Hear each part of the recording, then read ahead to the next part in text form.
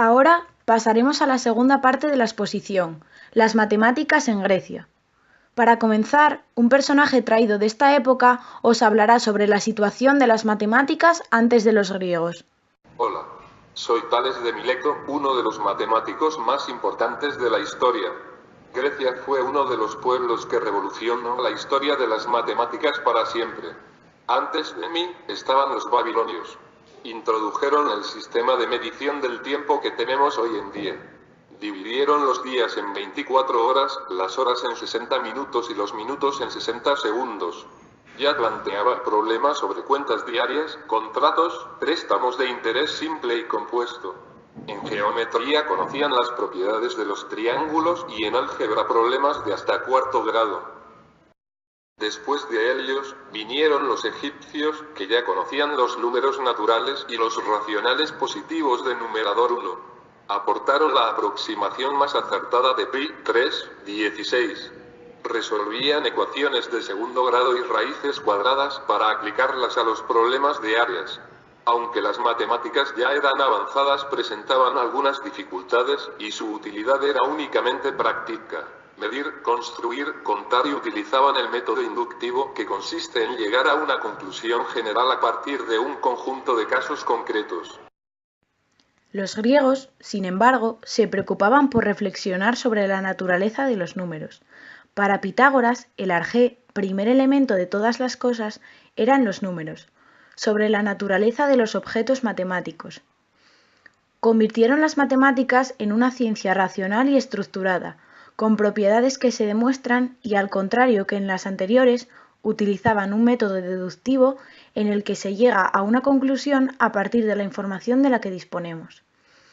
La contribución de los griegos a las matemáticas constituye el mayor avance de esta ciencia en el periodo comprendido entre la prehistoria y el Renacimiento. Los tres problemas clásicos de la matemática griega son, en primer lugar, la cuadratura del círculo, que es el problema matemático irresoluble de geometría que consiste en hallar, con solo regla y compás, un cuadrado que posea un área que sea igual a la de un círculo dado. En segundo lugar, la duplicación del cubo, que es el problema que consiste en hallar, mediante el uso de solo regla y compás, el lado de un cubo tal que su volumen sea el doble del volumen de otro cubo del lado dado. Y en tercer lugar, la trisección del ángulo, que es el problema que consiste en encontrar un ángulo cuya medida sea un tercio de otro ángulo dado, utilizando únicamente regla y compás.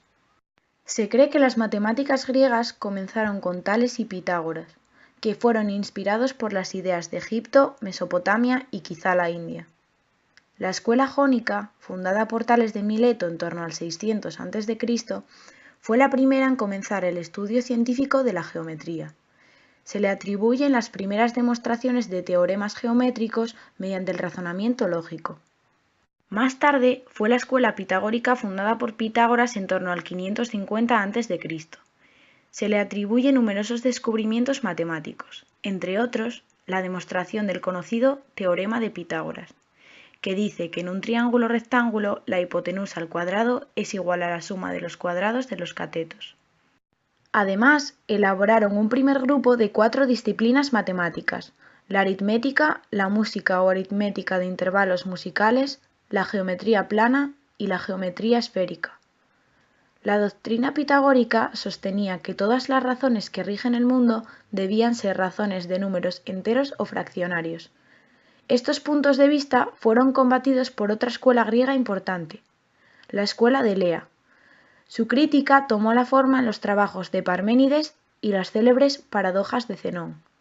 Zenón trató de mostrar que la realidad es una e invariable y que todo movimiento es algo irreal. Sus paradojas exploran los límites de la naturaleza. He aquí un ejemplo. En el argumento del estadio, un corredor no podrá recorrer una distancia concreta en toda su vida, ya que ésta se descompone en infinitos intervalos sucesivos de longitud, cada uno de los cuales ha de ser recorrido antes de recorrer el siguiente, y sin que nunca se llegue a recorrer el último, pues no lo hay, ya que la sucesión de intervalos es infinita. El movimiento no existe, es decir, no se puede recorrer un espacio infinito en un tiempo finito. Después podemos citar la primera escuela de Alejandría. cuyo principal representante fue Euclides, uno de los personajes que más han influido en la historia de las matemáticas. Su obra más importante es el tratado Los Elementos, cuyo contenido y estructura se ha estudiado en las escuelas y universidades hasta hace muy poco, y fue trascendental en el desarrollo de la geometría. El método euclidiano comprende, en primer lugar, una teoría general fundada sobre axiomas, que son propiedades que admitimos como ciertas sin necesidad de demostración por ser evidentes, los postulados de Euclides. Los 5 postulados de Euclides incluidos en su obra Los Elementos son: dados 2 puntos se puede trazar una recta que los une. Cualquier segmento puede prolongarse de manera continua en cualquier sentido. Se puede trazar una circunferencia con centro en cualquier punto y de cualquier radio.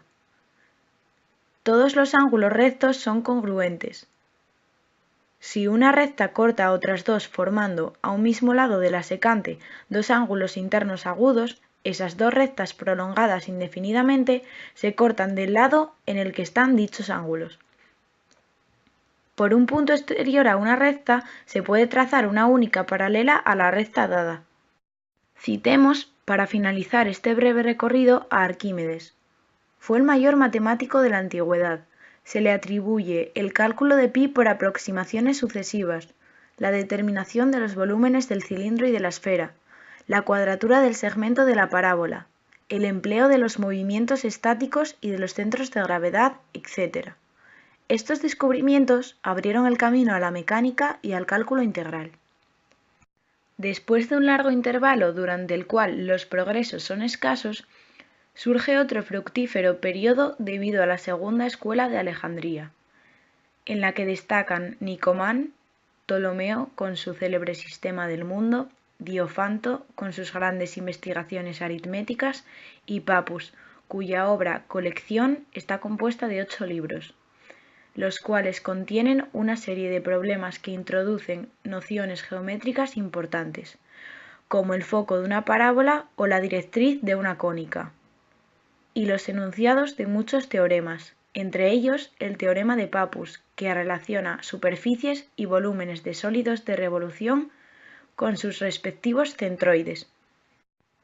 A partir de este momento, la ciencia helénica comienza a declinar. En Occidente, la huella de la cultura griega fue casi inexistente durante muchos años. El interés de los romanos por las matemáticas griegas se redujo a las aplicaciones prácticas de las mediciones de terrenos y cálculos, y las obras griegas no se tradujeron al latín. Fue el mundo árabe el que recogió el testigo de las matemáticas griegas. Esta última parte de la exposición ha acabado. Os recordamos que debéis regresar a la parte trasera de las cajas para escuchar el último código QR.